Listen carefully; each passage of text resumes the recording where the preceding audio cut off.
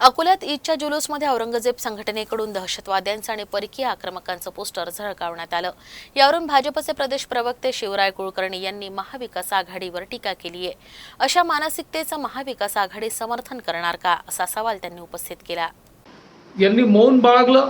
गठ्ठा मतदानासाठी जी काही फुटीची बीजं असतील, जी मोहम्मद अली जिनाची मानसिकता पुन्हा एकदा अकोल्यामध्ये इतके महाराष्ट्रामध्ये आपल्या जर एखादा समूह दाखवतो आहे तर त्या विरोधात जी प्रतिक्रिया द्यायला पाहिजे ती कुठली प्रतिक्रिया महाविकास आघाडीने दिलेली नाही।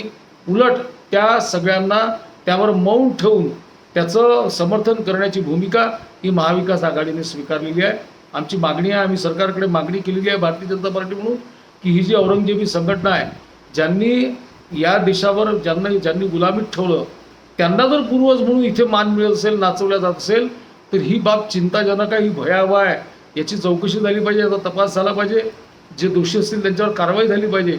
पण या सगळ्या विषयावर महाविकास आघाडी बोलणार आहे की नाही, त्यांची प्रतिक्रिया काय आहे हे ऐकण्यासाठी आता संपूर्ण महाराष्ट्र आतुर झालेला आहे। महाविकास आघाडीने या ईदच्या मिरवणुकीमधलं अकोल्यातलं जे दृश्य होतं यावर आपली भूमिका जाहीर केली पाहिजे असं माझं त्यांना आव्हान आहे।